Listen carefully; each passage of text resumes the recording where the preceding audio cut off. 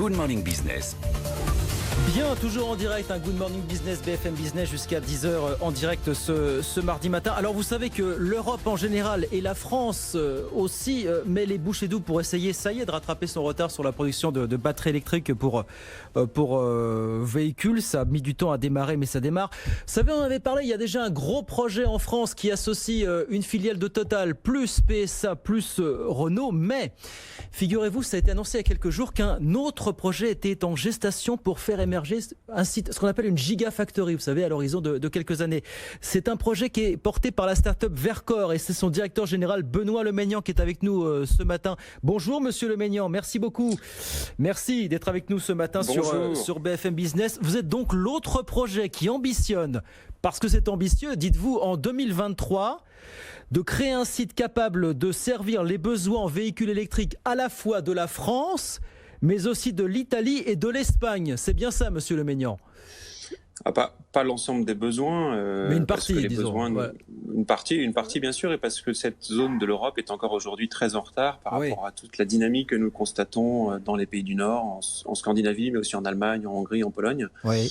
Et nous restons une zone qui produit beaucoup de véhicules.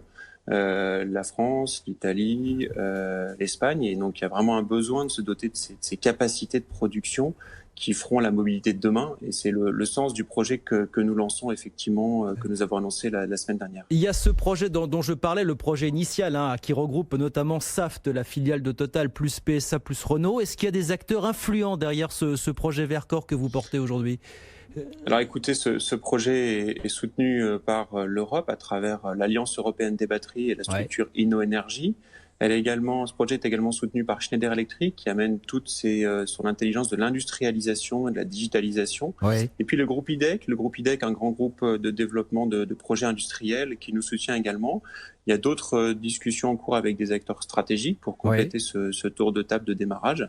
Mais l'ambition, elle est de pouvoir franchir les différentes étapes en vue du démarrage opérationnel industriel dès 2023, comme vous l'avez dit. Il y a quand même une question que j'ai envie de vous poser, Monsieur Lemaignan, parce que je le disais, effectivement, l'Europe a mis du temps à réagir sur ce sujet. Depuis quelques temps, ça y est, on accélère l'Europe des batteries. Voilà, ça y est, c'est parti. Mais on voit des projets qui émergent en France déjà, ce projet concurrent dont je parle, qui n'est peut-être pas concurrent d'ailleurs, vous me direz. On voit des gigafactories qui apparaissent ou des projets qui apparaissent du côté de la Suède, du côté de la Pologne, du côté de l'Allemagne notamment. Est-ce qu'on est sûr qu'il y aura à ce point une explosion de la demande pour véhicules électriques pour que chacun de ces sites ait du travail et des clients? Parce que ça reste quand même un pari aujourd'hui, au-delà des incantations politiques, la voiture électrique. Alors, on voit en ce début d'année, malgré le Covid, une accélération très très forte sur le marché. C'est vrai. On pense qu'il y a des effets de basculement, c'est-à-dire que les consommateurs qui basculent sur le véhicule électrique et qui découvrent ses différents atouts, bien sûr environnementaux, mais pas uniquement, le confort, la qualité des véhicules, la durabilité, l'extrêmement faible coût d'entretien, basculent et ne reviennent pas en arrière. On voit là dans les prochaines années une gamme qui va exploser littéralement, c'est-à-dire qu'il y a les constructeurs français, mais il y a aussi tous les constructeurs mondiaux qui arrivent avec une gamme beaucoup plus large. Et donc pour 80% des besoins de tous les consommateurs qui nous écoutent ce matin, il y aura des véhicules électriques. Ensuite, quelques chiffres, l'Europe est un marché d'une 20aine de millions de véhicules vendus sur le territoire européen chaque année. Oui. Un véhicule aujourd'hui à batterie nécessite une batterie de l'ordre de 50 à 100 kWh. Donc une usine telle que celle que nous souhaitons en développer, ça peut produire des batteries pour 150 000, 120 000 à 150 000 véhicules. Donc vous voyez tout de suite qu'il y a la place pour une vingtaine d'usines de ce type-là en Europe dans la prochaine décennie, parce que d'ici à 2030, nous allons massivement modifier notre façon de nous déplacer et basculer massivement vers l'électrique pour une partie, l'hybride rechargeable pour une partie, peut-être d'autres filières plus tard. Mais en tout cas, la place est importante et l'enjeu pour nous, Français, c'est de se doter de ces capacités industrielles pour tirer toute la filière, à la fois des matériaux de base jusqu'au recyclage, en passant par la production de batteries. C'est ce chaînon-là aujourd'hui que nous adressons de manière très complémentaire avec le projet que vous avez cité, mené par Total, Saft et puis Peugeot, parce qu'en France, il y a besoin d'une, deux, trois, quatre usines pour pouvoir être aussi un pays industriellement puissant sur cette filière. Et vous dites on veut aller très vite. 2023, c'est demain. Disons-le clairement, c'est dans 3 ans, mais c'est demain.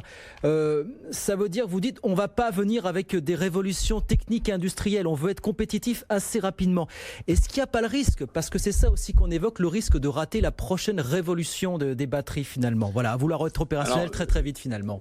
Vous avez raison. D'une part, en fait, la prochaine révolution des batteries, elle s'appuiera sur la technologie d'aujourd'hui. Elle ne va pas sortir de nulle part.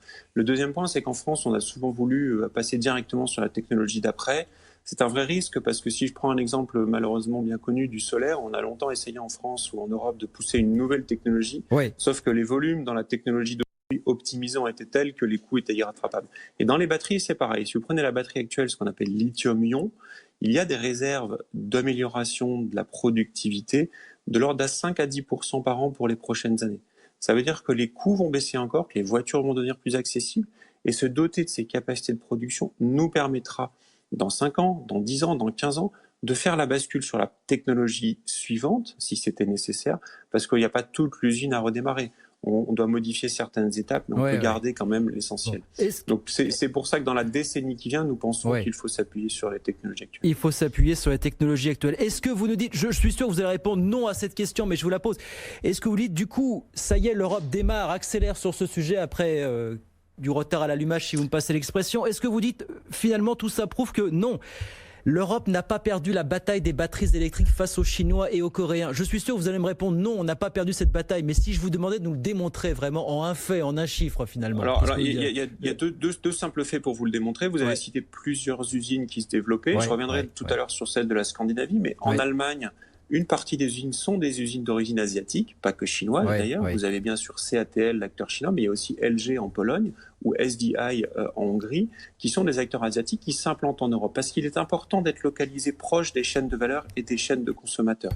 Donc l'Europe est compétitive. Ce qui était important, c'est qu'on s'outille sur toute cette chaîne de valeur. C'est en train d'être le cas, y compris d'ailleurs sur des segments comme le recyclage ou des segments comme la production de matières premières. Et donc, il y a vraiment une vraie logique. L'autre élément qui est important, c'est que l'usine que vous citiez sans la nommer, qui s'appelle Northvolt, qui a été également soutenue par InnoEnergy au démarrage, qui est installée en Suède, il est démontré aujourd'hui qu'elle est déjà compétitive par rapport à ses concurrents asiatiques sur le territoire européen pour vendre des batteries pour alimenter, en l'occurrence, les véhicules Volkswagen ou BMW, pas les véhicules du sud de l'Europe. Il nous reste 30 secondes. Benoît Lemaignan, question. Alors, vous cherchez encore le site, vous n'avez pas encore le site. Vous cherchez un site qui peut s'étaler sur 200 hectares. Est-ce que vous pouvez nous dire un petit peu plus? Est-ce que vous savez, est-ce que vos recherches s'affinent? Oui, nous cherchons un site. Nous avons plusieurs pistes très actives. Ça fait plusieurs mois que nous travaillons. Le site n'est pas choisi parce que ce sera un choix de compromis. L'un des éléments, par exemple, très important, c'est les compétences. Nous avons besoin d'être dans un tissu industriel avec des compétences suffisantes. Et pourquoi c'est des grands sites? Parce qu'on a besoin en fait de pouvoir faire comme une impression des électrodes sur une centaine de mètres de longueur, à des vitesses très rapides. Donc ces sites-là nécessitent du coup des bâtiments importants. Pour vos auditeurs, nous avons mis sur notre site internet une image d'artiste de ce que peut être cette usine-là, qui vient de bien se représenter ce que ça veut dire. Donc en France, il y a des sites possibles. Il y a également des sollicitations qui nous parviennent des pays plus au sud. On a cité l'Espagne, le Portugal, l'Italie. Mais nous avons quand même ce souhait de pouvoir trouver dans le tissu industriel qui est en France le plus complet d'Europe sur cette filière, une implantation complémentaire absolument de celle que le projet ACC mène également, mais plutôt eux sur une technologie d'après, mais très complémentaire pour alimenter toute la mobilité future à base de batteries qui nous pensons est un bon moyen de décarboner les transports. Bien, écoutez, on attend d'en savoir un peu plus sur votre projet. Voilà, on a compris que les choses avancent effectivement, on attend. Et vous reviendrez nous voir, bien sûr. N'hésitez pas à revenir nous voir pour nous donner des nouvelles de l'avancement du projet. Merci beaucoup, Benoît Lemaignan, DG de Vercors.